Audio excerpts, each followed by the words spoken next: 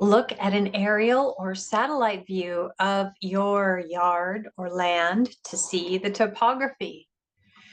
So when you take a look at your topography, you're taking a look at the surface shape of your land. Do you have slopes? Which direction are the slopes facing?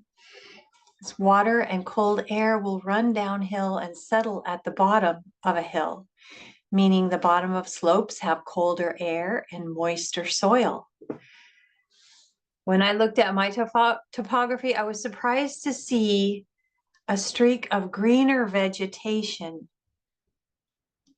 as I looked down at an aerial map.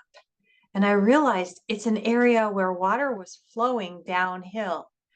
And that was super helpful information because I could tell that soil had more moisture. So I can use that to plant in that area. And also we will talk about if you do have a slope, how we will plant on a slope. There's a whole section on that coming up. But right now we're learning about your sun, wind, topography, and shade, and that will all assist you in making good planting choices. So observe as you learn about the land, begin to observe the plants that grow in the shade and the sun.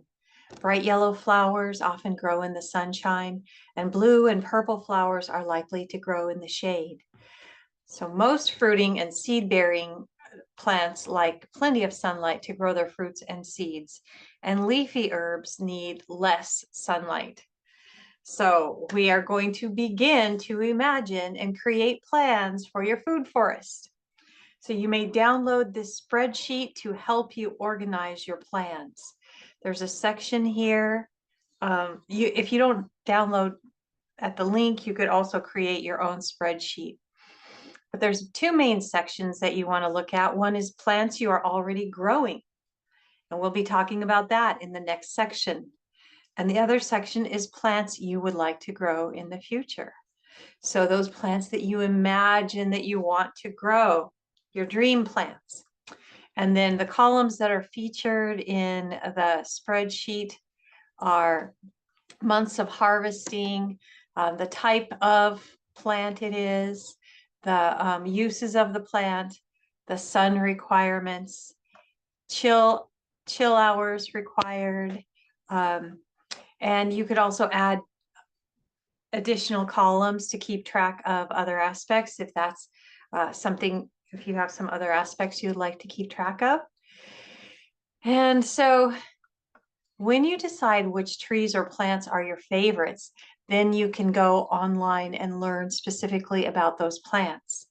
And you can learn about their climate requirements and various other aspects of their needs. And if they suit your climate, you can make those a priority and find a place for them in your garden. This way, you're preparing to take a small action to achieve your goal of growing your favorite foods. So yeah, to choose a spot for each plant in a place with the right amount of sunlight that it needs to thrive, you will have to have learned where you have full sun, at least 6 to 8 hours of sunshine per day in that spot. Or if you're growing something that needs partial sun, you want at least 3 to 4 hours per day. So, and this can vary. There will be longer sunlight hours during summer, and in the wintertime, of course, shorter sunlight hours. Also, it will vary by how far away you are from the equator. If you're very close to the equator, you're going to get a lot more sun a lot of the time, and farther away from the equator, a lot less sun a lot of the time. So it will take you a year, at least a year, to learn all of the nuances of your land.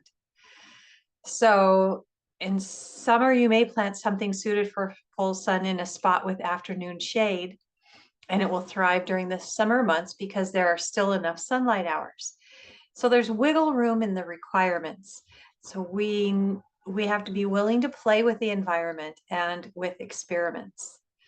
So you can use a grid paper to plot an overview of your garden and circle which areas have full sun, partial sun, or shade. And then you can begin to ideate and imagine how this garden is going to come together. And here's some good advice. Remind yourself to feel gratitude as you work, because you're creating a food forest that will live for generations as it cleans the environment and feeds and houses wildlife and people. And then we have just one more lesson to go in step 1. And I'll see you in that lesson.